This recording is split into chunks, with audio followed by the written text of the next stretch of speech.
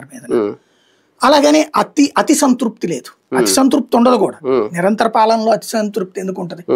అదే సందర్భంలో వ్యతిరేకత పెద్దగా లేదు. అవతల వాళ్ళ మీద వ్యతిరేకత చాలా ఉంది పరిపాలన పరంగా.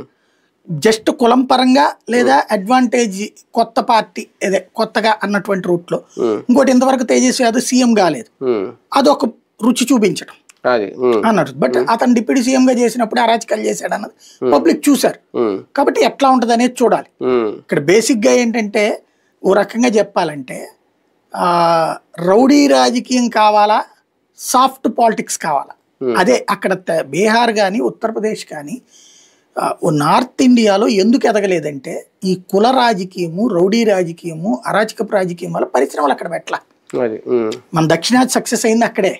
వాళ్ళకి అక్కడ గొడవల మూలంగా పరిశ్రమలు పెట్టకపోయేటప్పటికి మన ఏరియాలో పరిశ్రమలు పెట్టుకున్నారు. మ్యానుఫ్యాక్చరింగ్ సెక్టరా లేకపోతే ఈ సాఫ్ట్వేర్, ఐటీలు ఇవన్నీ. అక్కడ ఎందుకు పెట్టలేదు ఐటీ కంపెనీ? పెడితే ఇది ఎప్పుడు వెళ్ళి ఎవరితో పగిపుచ్చుకుని కలుస్తాడో తెలియదు. మాకెందుకు వచ్చిన గొడవ? యాక్చువల్ గా మనకంటే పెద్ద రాష్ట్రాలు అవి, మ్యాన్ పవర్ ఎక్కువ ఉన్న రాష్ట్రాలు కూడా అవి, ఉపాధి లేక బాధపడుతున్న చదువులు కూడా ప్రాబ్లం ఏంటంటే అత్యవసర చదువులు, కాపింగ్ చదువులు ఎక్కువ అక్కడ. అది అవును మెయిన్. అది నాలెడ్జ్ ఇప్పుడు ఆంధ్ర తెలంగాణలో గొడవ ఎందుకు వచ్చింది?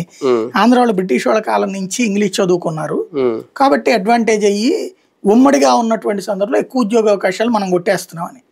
తెలంగాణ విడిపోయిన తర్వాత ఇప్పుడు అక్కడ ఉద్యోగాలు అక్కడే వస్తున్నాయి కదా వాళ్ళకి. ఆంధ్ర వాడేవాళ్ళు లేడు కదా.